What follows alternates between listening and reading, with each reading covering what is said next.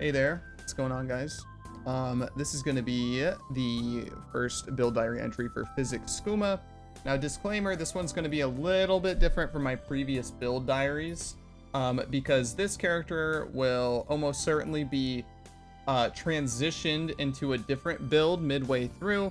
So I recently put up a poll on the YouTube, and I guess before I get into this, I'll talk about this while I do the map showcase. Now, this character is right now very capable of handling reds. However, I'm farming whites because I need to get white June missions for Katarina farming, because I need specifically Cinder Swallow Flask. So if I do them in low tier maps, I'm much more likely to drop a Cinder Swallow Flask, almost guaranteed, with the diadem drop rate nerfs from Katarina, because I need the unveils on that. So you guys are getting a white map showcase, sorry. So this one, I put a poll on YouTube for what the next build diary should be, and I got back originally. There was Blade Vortex Pathfinder, and there was Molten Strike Pathfinder, and originally Molten Strike was way far ahead. I had originally made this character to be Blade Vortex, but then I thought, like, well, the thing is like a lot of these Pathfinder builds, I would build them almost identically, because in my mind, there is basically one optimal way to do this, which, funnily enough, is not very popular on the ladder. I did take a glance at the HCSSF ladder, because I typically don't like doing things if everybody else is doing the same thing. But while there were a few people playing Molten Strike, due to other content creators making videos for it, nobody was really playing it the way that I want to play it in terms of how they would build the character. And I think that the way that they were being built, probably due to just what Quinn was doing, I would imagine that trickled down, because content creators playing stuff always has an effect on what other people play. But it didn't seem like optimal or good at all, to be honest. I think there's a way better way to do it, which is not like a secret or anything. There's just people not doing it. Building around the Flask Ascendancy node and whatnot did not seem like the play. So I decided that I would give it a go, but I would be respecking after playing the character for a bit to be able to get a 2-in-1, because the poll ended up almost exactly 50-50. So this one's gonna be a little bit different. You guys are gonna get the first build diary for this is gonna be the BV, and I will include the finished POB for this character, which is something I normally don't do. Normally you guys get drip fed as I progress the character, and then a final POB is available in my Discord. However, I will include both this time for this character. And the next build diary will likely be after I have transitioned into Molten Strike. Now, you can play both of these builds. You can play whichever one you prefer. This is just to make kind of like everybody happy in a way. And Molten Strike has specific stuff, like you need to get the pneumatic before you can roll it anyway. So I figured we'd start as BV and end as Molten Strike. Now, why Molten Strike? Basically, Molten Strike with Vengeance Cascade is just another silly interaction of GGG like giving us Vengeance Cascade in its current state, which is hilariously broken. My POB almost hits dot cap with Vol Haste up, while being like uber viable levels of tanky and HCSSF, which, if you know anything about this game, you know that that's actually laughable, that that's even possible. And this character I would have considered this to be a super like S tier HCSSF build. The finished POB for this has like 13 something million burst DPS when you have your Vol Blade Vortexes out for bossing, and then like a solid like 5 to 6 mil consistent DPS, assuming you have 10 blades out and uptime, which is already like insane. Like those are insane numbers for HCSSF, but Molten Strike is just silly. Granted, the one big plus side of BV, as you could probably just see, is that it will map very, very fast. Whereas Molten Strike will definitely take a hit in the mapping department, but I have ways to work around that I'll talk about in future build diaries. Anyway, so that's how this build diary is going to be split up for this character. So hopefully that makes sense, everybody. I will add a caveat. The way this character is built relies a lot on certain Flask mechanics, and it's one of those things where if you don't have it 100, it's like a off and on switch. It'll work. It's 100 or 0. It'll work or it won't work. And before you get everything set up for it, you should be running like the basic Flask setup that I have now. But then once you transition into the Mage Blood Flask tech, if that's what you want to call it, you need to have everything set or not. So if you're not familiar with these mechanics, I can try to help in my Discord, maybe have a pinned message or something. But I'll also say that if you're not comfortable navigating path of building and whatnot, I'm just giving the finished POB for the final BV character. Flasks are very important. Qualitying your flask, rolling them with the right affixes, making sure you Katarina Hillock them when research to get 28 qual. Rolling all your gear for your flask effect, having your clusters for your flask duration and your spike concoction. All of this has to be set. If you do not do this, you will not have 100% uptime on your flask, and you can check it in POB. If you hover over any of the flasks in your character tab, it'll tell you average uptime and then minimum uptime. It needs to just say straight 100% no matter what. That's the way this build works. If you're not hitting that, you need to get more flask duration, reduce flash charges used, etc, etc, etc. I will try to go over that when we cross those points, but just be aware that this is one of those things. This is more of an advanced concept. This won't be super handholdy, and if you're trying to do this in HC especially, you're playing with fire if you don't know what you're doing, because if those flasks drop off, your character will die.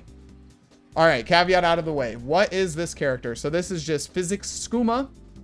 Almost level 91, but a little bit disingenuous. I've played for quite a lot of hours at this point. However, this character has been mostly living in low whites to mid yellows just because of all the crap I've had to farm. As you probably are aware, Pathfinder builds are very, very, very strong. However, they are also typically very farm heavy. There's a lot of stuff that you need to do and farm, stuff that you have to farm to get the build really online. And annoyingly, a lot of that stuff is optimally done in low maps just due to the current meta of the game. That being said, the character's almost level 91. Blast to place, map super fast on BV. Nothing bad to say about it right now. So I'll go ahead and start with the passive tree and the ascendancies first off. So our 4 ascendancies here that we decided to go. Master Toxicist. This is obviously your poison prolif and a ton more poison damage.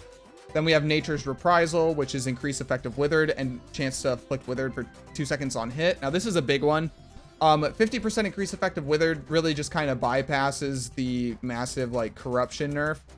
And aside from that, you may think like 25% to inflict withered for 2 seconds on hit. That's pretty low. Not really. Blade Vortex at 10 stacks by itself hits 7.5 times a second, which is a lot of hits. It's also worth noting that you have a Withering Step. Even if it's not qualityed, you're applying, what is it, 6? Yeah, 6 stacks of Withered from Withering Step burst by itself. And then on top of that, we scale a ton of skill effect duration, like over here, through Malevolence, skill effect duration nodes, the Mastery. There's other skill effect duration over on the tree that you'll grab. There's a ton of skill effect duration on this, as well as using Temporal Chains as a curse in the build. So your actual Wither stacks will last on the target somewhere between, depending on where you're at with the build, 8 to 9 seconds, which is a very long time for Withered. Meaning you will have no issues on this build, permanently maintaining 15 Withered stacks. Now you do still want to use Withering Step, just because while mapping or like as like, you know, Exarch comes down from being invulnerable or whatever, you pop Withering Step, he's instantly at 6 to 8 stacks, depending on if you have the alt qual or not, right? Super, super nice there. So permanent 50% increase effect of 15 stacks of Withered, super comfortable. Moving on from there, we have Nature's Adrenaline. Flask gain charges 3 charges every 3 seconds. This is mandatory to keep our flasks online. And finally, we're taking Nature's Boon. Now, this is magic utility flask applied. You have 30% increase effect. Now, this is a big one. And a lot of people are thinking, why not Master Surgeon? It's basically Overleech. It's really strong. I think this node is bait. Because Pathfinder already had, this is not new tech, this is not secret tech. It already had access to Mage Blood tech, effectively, is what I think most people would refer to it as. Permanent flask uptime, and then you can run all utility flasks because you get healed because they're constantly proccing 1,000 times a second. Yeah, this is not like a new concept. Tarky Cat did a like showcase video of this when they first added it to the game like forever ago. So Master Surgeon, while I think it looks really cool, like in a vacuum, when compared to, my music is really loud. When compared to the alternatives, it's just not worth taking. Now, same thing with Master Distiller. Master Distiller, if you get this online, it's like a 12 or 13% damage increase for the build. Though the build doesn't feel like it needs more damage. and you get a like 15% increase to your max hits and your EHP. If you take Nature's Boon, you'll also map faster because you get more life regen from your Flask. You get reduced mana costs from your Flask. You get increased move speed. Like there's tons of stuff you get from your Flask. Even more spell suppression from your Quartz Flask. So Master Distiller, it's really clunky because anytime you use any ability at all, it will proc and take charges from the Flask. So you have to give up a Flask slot effectively, and you also lose the effect of other things. And the build doesn't really need the damage to begin with to try to shoehorn in this very clunky thing. So in the end, not worth it. Neither of these nodes are worth it. So we go for Nature's Boon instead. So that's the Ascendancy nodes. So pathing out of here, before anybody asks, I actually did level this build as Blade Vortex. No, I don't recommend it. Once you get Unleash and you kind of got your poison chance and all that stuff online, it's fine. Running it right at level 12 is Pain Champ. Could not recommend against it enough, but I decided to do it for the memes anyway. It is doable. It's just not comfortable. Just level as Poison Concoction or whatever, and then swap whenever you feel comfortable. Anyway, from there, nothing super special about the tree. I'm just going to try to hit the really important parts. Why am I pathing down to Primal Spirit? Well, Primal Spirit by itself, we do really need Strength and Int on this build. Once you swap to Molten Strike, you still want Strength. You don't care about Int as much, but you still need the Strength. So we get Strength from this, but these minor nodes actually give 5% increased Flask effect, which is a big deal. Any Flask effect you can get is huge. Even the Ascendancy minor travel nodes give duration or Flask effect on all of them. See? So really good there. Anywhere you can get Flask effect, you want it. I just haven't passed through this bottom side yet, but that is eventually the plan. So from there, just Charisma. I've taken 8% increased damage for each of your aura or herald skills affecting you. Pathing through the left side over here, grabbing the Evasion Mastery for spell suppression, Mage Bane, Profane Chemistry, exceptional performance with Duration Mastery. This is what's going to give your BV a long uptime. Right now, my BVs last 7.66 seconds, and my Vol BV lasts a little bit shy of 10 seconds. However, I'm currently not using Malevolence, which is a bunch of skill effect duration, which gets the base BV almost up to 10 seconds, and the Vol BV up to like 13-ish seconds.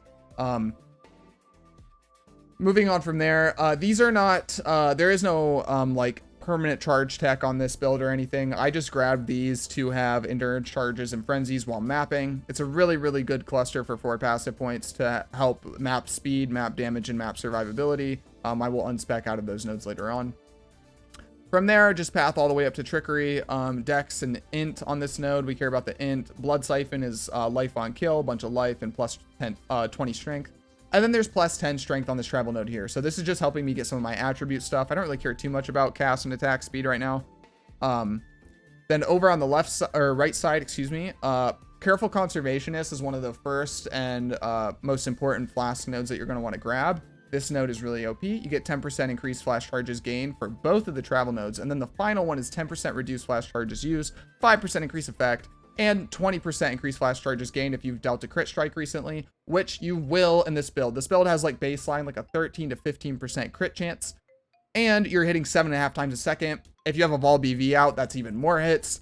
You will have no issues getting that one crit to have extra flash charges gained from this. However, I don't like relying on these 20% flash charges gained when it comes to like the Mage Blood tech, because in times of like you not hitting anything or a boss being invulnerable, there is the chance that your Flask could fall off. The percentage is very low, like the likelihood, but it's just possible that it could happen. And I don't like leaving holes in my build like that. And it is, you can work around it. So we do. Now, the 10% reduced flash charges used is one of the most important stats. All of them are huge, but there's not a lot of sources of reduced flash charges used. And it's a very, very strong stat. So anywhere you can get it is very important. Moving on from there, just going up the right side, Blood Drinker. So there's 2 life masteries here, plus 50 life, and skills cost life instead of 30% of mana cost. We grab Fatal Toxins with the mastery. These are just mapping masteries. Poisons you inflict deal damage 20% faster, and poisons you inflict on non-poison enemies deal 300% increased damage. These are both just to map faster and kill monsters faster with poison due to its ramping nature. Poisons inflicting damage 20% faster. Does not actually increase your damage at all. It just makes the damage apply faster because the poison will also fall off faster. So this doesn't actually, it increases your damage per second, but not your total damage output. So if that makes sense. You're still dealing the same amount of damage per poison. It'll just tick faster. So it's like a net neutral for bossing. It doesn't really give you anything. But for mapping, it helps a lot because it means the damage is being delivered faster and will kill monsters faster. And then poisons you inflict on non-poison enemies, it's a bunch of extra damage for mapping. So you can just shield charge through mobs and they all die. Going up, we grab a Mind Drinker simply because it's a bunch of extra mana and it's our mana mastery for the mana reservation efficiency. Going up from there, Written in Blood is strength and life, and we take Force Shaper. Now, all these nodes give attack and cast speed as well as Phys damage. And then Force Shaper itself is 10% of Phys damage is extra chaos damage. Any source of Phys gained as extra chaos is really, really good on BV since it is a physical gem. And physical damage can poison. You don't need to convert to chaos damage for this build. That's not what we do. The damage is physical. And then the physical mastery here is really good. 40% increased physical damage with skills that cost life. And all of our skills cost life due to the life mastery. So it's a 40% increased Phys damage node for 1 passive point, which is really good. Now, before I got the cluster jewels, I did actually spec Atrophy. And I spec'd these nodes here over to Fang of the Viper. So before you get a cluster jewel online, you do want to grab all the skill effect duration through Entropy and Fangs of the Viper. And you can grab Atrophy here as well, which is more skill effect duration, chaos damage, and chaos.multi.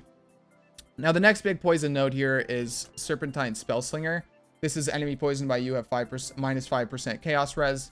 And you gain a 12% dot multi for poisons. You want to path the right side to get that chance to poison. And then the poison mastery. This is where we're grabbing the other one. Then influence. And then pathing up towards Whisper of Doom. You want to path the left side for increased cast speed under curses. So our 2 curses on this build, as with any poison build, it's going to be Despair to shred chaos res. And then Temporal Chains, because Temporal Chains is insane for poisons because it extends the duration of the poison so much, which is just tons of extra damage since poisons stack infinitely. Beyond that, the cluster jewel setup, which is super, super messed up right now. As you can see, they're not rolled perfectly at all, but I just have it online anyway. It's a 8 passive chaos, Wicked Paul, Unholy Grace. I forget the name of the other one, but they're all just the 30% increased chaos damage nodes. You can also grab the one Unholy, the one that gives you Unholy Might if you've crit recently, because that is a huge damage increase for the build. That's 30% Phys gained as chaos. And again, you will be critting recently. Anytime you need that damage, it will be online. That would be optimally your third one, but just another 30% increased chaos for the triple notable is good. And then our 2 medium clusters, which these are going to be mandatory for the build. We have Septic Spells, which is 20% chance to poison on hit with spell damage, 5% dot multi for poison, and cast speed. We mostly just care about the chance to poison because it's really efficient to get 20% chance to poison for 1 passive point. So this, along with the chance to poison here, and then the chance to poison here, and a Divergent Hoag will cap your poison chance, which allows you to drop chance to poison, because that's what you'll need to level with and use until you get this stuff online. That will get you poison cap, so you don't need chance to poison, which is a decent support gem, but not the best one. It's like a 10 to 15% damage increase, whereas like using something else like Cruelty or Void Manip or something like that's going to be like 30 to 35%. So it's definitely way more efficient to use those. So the faster you can get your poison chance capped without needing chance to poison, the better. But chance to poison is a good early game option. On the right side, I have Brood for Potency here. This is not what you want. You want Flow of Life. It's life, regen, life, and damage over time. But I just wanted Septic Spells, so I just took what I had. And over in the jewel socket, I just have reduced mana cost and increased life. And over here, I have life and dot damage. However, in this other medium, you want a Flask duration cluster, which I have not finished rolling because I'm super unlucky. But there are 2 things you want here. You want Fasting and Spiked Concoction. This is non-negotiable, okay? It's non-negotiable. And the good news is that they're very easy to roll. So all you need to do is use Speed Reforges on your Flask Effect Duration cluster jewel, and it will always guaranteed hit either Spike Concoction or Fasting, because they are the only 2 mods. They are the only 2 notables that actually have the speed tag on this cluster jewel. So you're guaranteed to always hit one. You just hit it with the Speed Reforge until you hit both of them at the same time, and it's non-negotiable. Fasting is a bunch of extra flash charges gained. And Spike Concoction gives you Alchemist Genius, basically. Alchemist Genius is 20% flash charges gained, and 10% increase effective flask. It's a very strong node, and mandatory. It also gives you increased attack and cast speed while you have flask active, and that will be mandatory to get online to. Thank you, dude. So to have your flasks always online for the Mage Blood tech. Pathing down the right side of the tree now, I grab Intuition. Herbalism is just life. Going down here, so I'm in the middle of taking natural remedies. So if you're only taking one side, you should take both sides, but you want to path reduce flash charges used on the bottom because it's better than the flask duration by quite a bit. And natural remedies itself, flask applied to you have 10% increased effect and 20% flask duration. It also removes maim and hinder anytime you use a flask, which they will, anytime you take damage, they'll all top off and heal you. And that effectively makes you maim and hinder immune. And that is that for the tree. Like I said, the finished POB will be linked here and in my Discord. If you are not comfortable navigating this stuff, I can try to help you in my Discord, but just be aware that this is a little bit more advanced. This is one of those things where you need to get it down, and if you don't have it down, the character is going to have significant issues, and it's not going to feel smooth to play. Now, the one big thing that I have not mentioned yet that is very important is the Flask Mastery. Recover 4% of life when you use a flask. Now, this used to be a Pathfinder Ascendancy node. They took it, they nerfed it by like 30%, and they took 2% away. So it went from 6 to 4% life. But they made it global, and then we basically gained Nature's Boon for free. So we got a slightly weaker Ascendancy, but we gained an entire Ascendancy point, you know, in return, basically.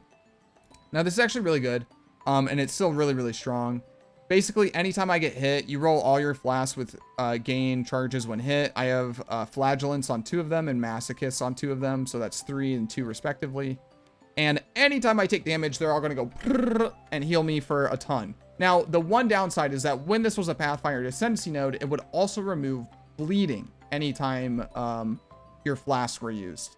Now, that's not a thing anymore. So for the permanent flask tech, we have to actually roll one of our flasks for CB and bleed immune to not die like Quinn did. Which is something I'm going to get to. And until you have the flask tech, the Mage Blood tech online, you just use your life flask with bleed removal like you always would. However, once we swap over to that tech, we are going to need to be permanently bleed and CB immune. And I'll go over that tech once I get there. But that tech is in the POB. Again, if you're not comfortable reading POBs or reverse engineering things, I can try to help you a little bit in my Discord. But this is going to be the last disclaimer. This is an advanced tech. Moving on from there. My gear. One thing I'm going to go over real quick is I have a Sinvictas in my weapon swap. Which I don't have the strength to use right now, apparently. I'm 1 strength short. That's so funny. So I just... Basically, all you do is you can, BV will stay even when you weapon swap. So you can just use BV, weapon swap, kill something, and then it's not staying because I can't equip the chest piece that BV is in when I weapon swap, but it does stay. So you can just throw up BV or whatever, or your Plague Bearer, and then weapon swap, run through some monsters, and then just swap back. Like, you just tap it, basically. And then you have Rampage while mapping. It's not something you need to do at all, but it does increase the speed at which you map. So if you care about map speed, it's an easy way to get Rampage. By the way, this tech works on like every build ever, so you can do it on literally anything. Bone Shatter, my Bleed Bow, my Reap character, you can do it on literally anything. Anyway, Obliteration is our weapon of choice for this build for mapping. Now, my Crucible tree on this is garbage, and not garbage. We get 10% chance to gain Unholy Might for 4 seconds on kill. Since I don't have it on the Cluster Jewel yet, that's my only source of Unholy Might. Really good. Buffs expire 10% faster. It's not that bad. Unholy Might on kill just basically means that I get a huge damage steroid while I'm shield charging through stuff, so we can map faster, and has little to no effect for bossing or anything like that.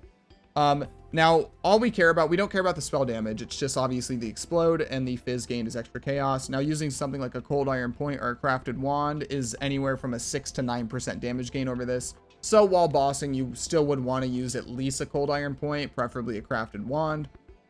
However, Obliteration will do the job all the way up to T16s for mapping very comfortably, and is a decent enough option if you just for some reason are in trade or in your HCSSF and you don't want to craft alternatives or get a Cold Iron Point. In the helmet slot, I have just life, res, spell suppression. In the shield, I've just got life and resistance with some strength. In the glove slot, life, resist, spell suppression. And in the boot slot, life, resist, spell suppression, onslaught on kill.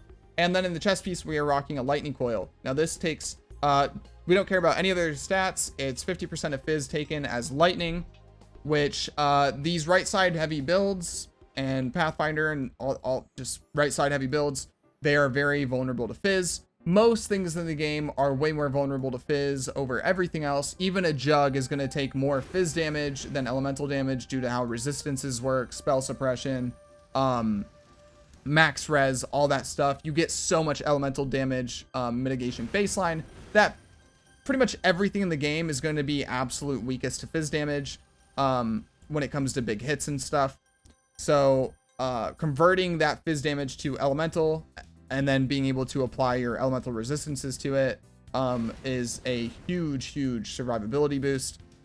So this is very important. For the end game build, we aim to get a solid 85 to 100% physical damage taken as elemental, which allows us to drop determination, not run any armor at all, and still be incredibly tanky to physical damage, simply because the mitigation for armor against hits is done after conversions. So the damage is converted before calculations are done, meaning if you have endurance charges or armor or anything like that, it won't actually decrease the damage if you have 100% Phys taken as ally damage, right?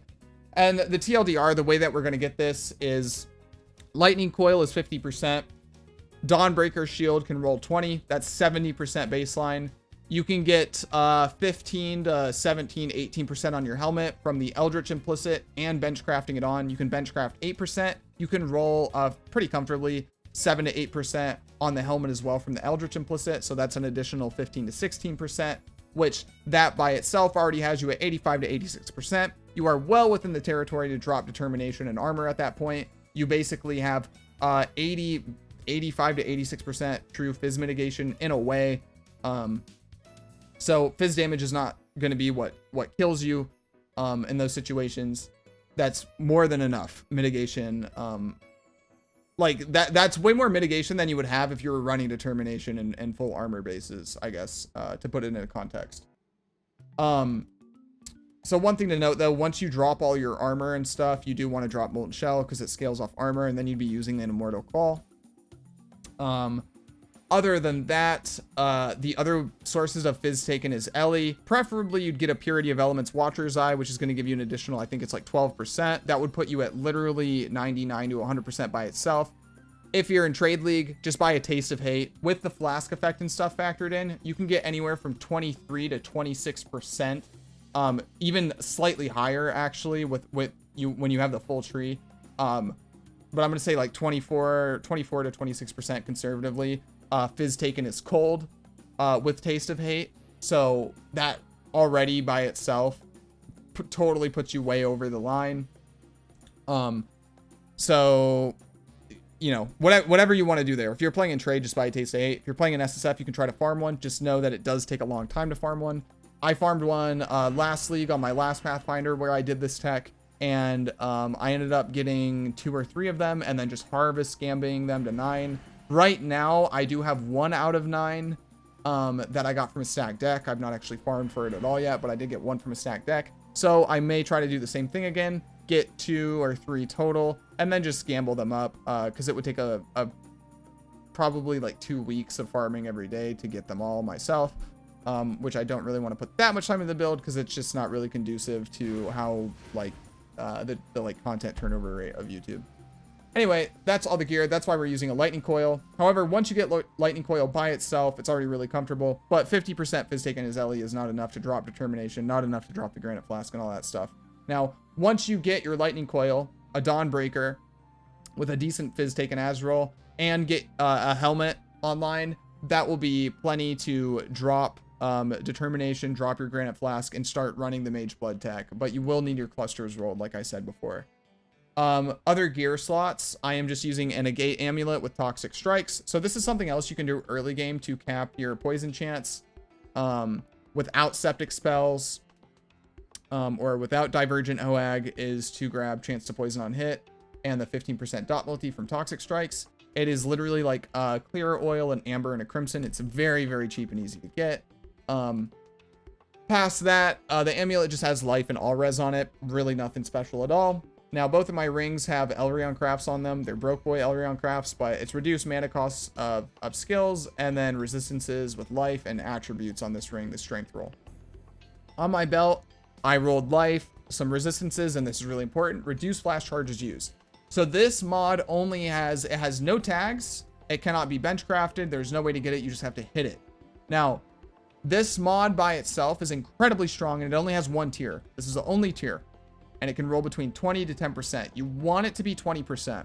Now, normally this would be worth divining, but this belt by itself is not good enough to warrant it, simply because I would like to be able to bench craft on Flask duration as one of the suffixes, which means I would have to get life natively, so I'll have to craft another Stygian Vise, but for the time being, this is good enough, and I will use Divines on my belt if I get a good one, to ensure I get close to 20% as possible, because this is one of the most important stats on the entire build. This is a ton of reduced flash charges used. It's the biggest source of it by far, and it's absolutely mandatory to run the Flask tag. Anyway, with all that out of the way, we'll get into the gyms real quick, and then I'll finish up. So we're running Purity of Elements, and Deadly Ailments is just a gym I'm leveling, and Flame Dash in the helmet. So the end game tech for this, once you get the Katarina, which is what I'm farming right now, that's why some of these flasks don't have a suffix on them. You need to get reduced mana cost of skills from Unveiling Cinder Swallow Flask, which drop off Katarina, which again, like I said at the beginning of the video, you want to farm in low tier white maps because you're basically guaranteed to drop a Cinder Swallow Flask off Katarina when you kill her, assuming she is like below level, I forget, like 70 or 71 or something, maybe even 72, I don't remember, but it's like tier 4 maps or T3 maps or lower, so somewhere around 70, 71.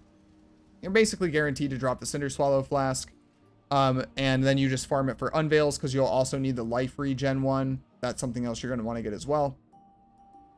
But when you have the reduced mana cost craft on your Flask, and then you also have reduced mana cost on your rings, and then with all the Flask effect you have, you can actually get a Divine Blessing, the cost of your Divine Blessing, down to like 30 to 40 mana, which is crazy. So that's why there's nothing in the helmet right now. I have the Divine Blessing with Malevolence in my shield, leveling it up, but eventually it's gonna go in the helmet. So in the chest piece, I'm running Efficacy, which the gyms are flipped. Level 20 Vol BV, Unleash support, Cruelty, Void Manipulation, and my extra socket there is Determ. It would be in the helmet if I had a 6-link.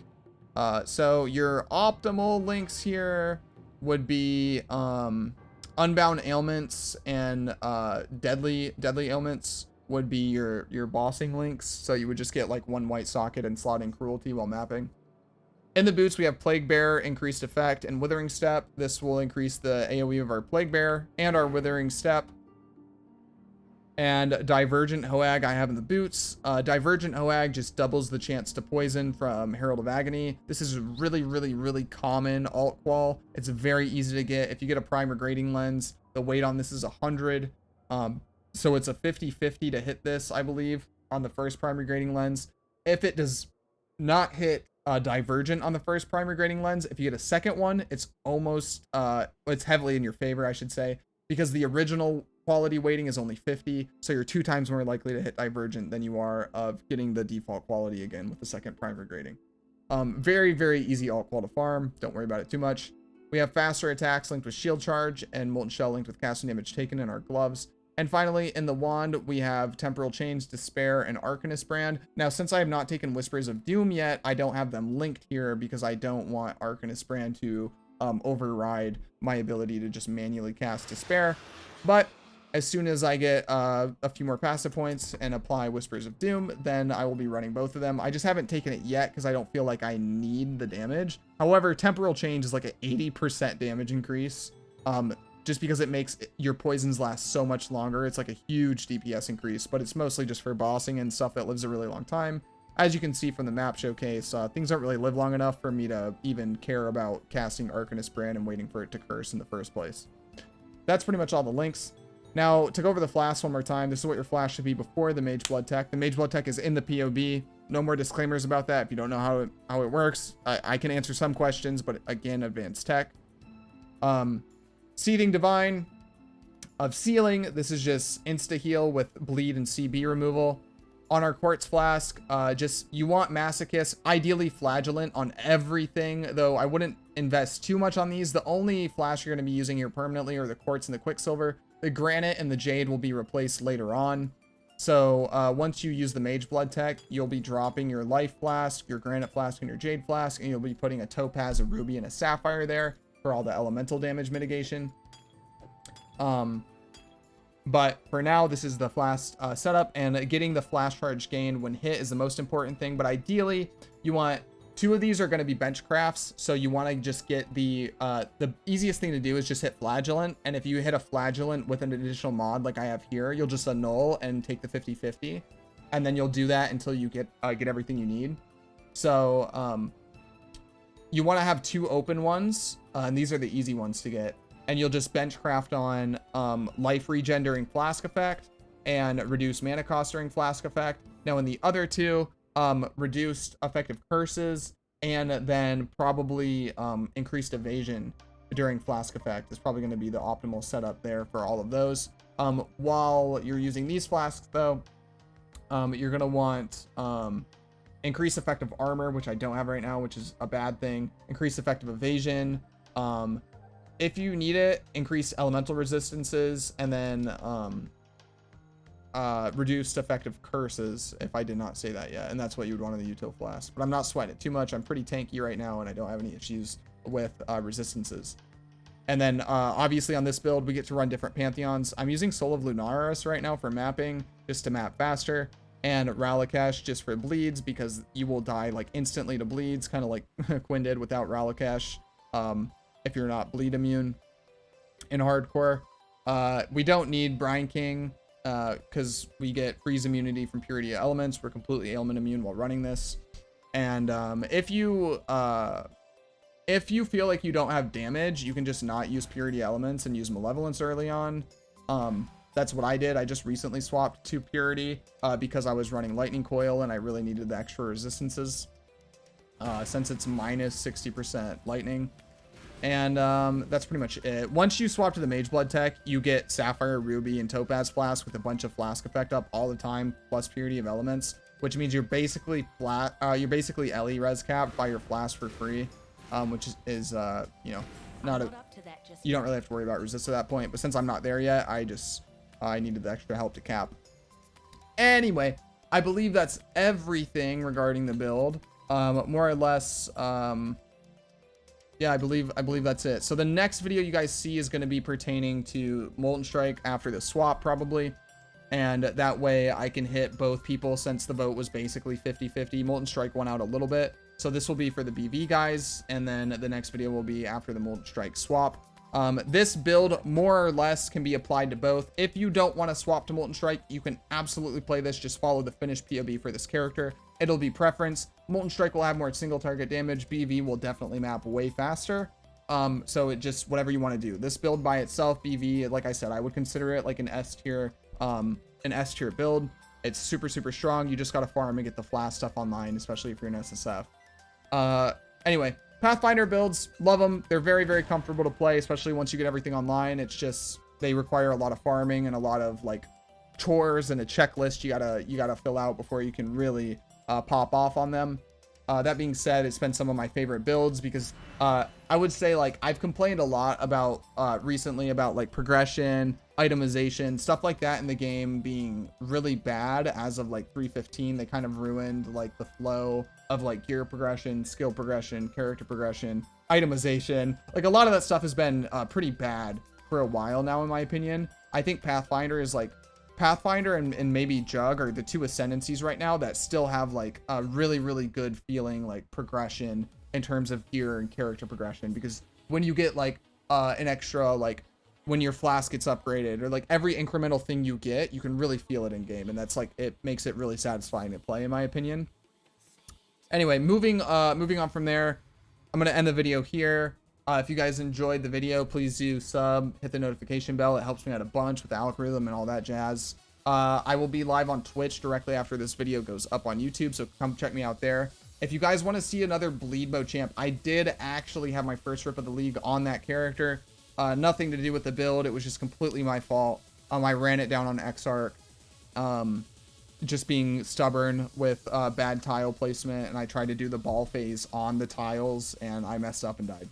So if you guys want to update on that, the character is dead, but I can do like whatever map tiers I can get in standard. I can do like a final showcase of the character and go over the changes, link with the final POV. I can do that. But yeah, join the Discord. I have a build compendium in there that has a lot of the builds, even ones that don't have videos yet. They're all in that Discord. There's also a build help channel. If you join the build help channel, just throw a message out and I'll check it when I get time. Please don't at me in there. I probably need to disable ats. I don't check it usually when I'm streaming, but I typically check it at least once a day to give people advice on their stuff. That's all completely free. Aside from that, yeah, Twitch, Discord. I'm on Twitter. If you're on Twitter, you can follow me there. And yeah. As always, like I said before, sub if you like the content on YouTube. Anyways, I hope you guys are enjoying Crucible. I hope you guys enjoyed the darker and darker playtest. I did. It was pretty cool, even giving the issues. And that's all I really got for you. I'll see you guys in the next video. Look forward to it. Peace.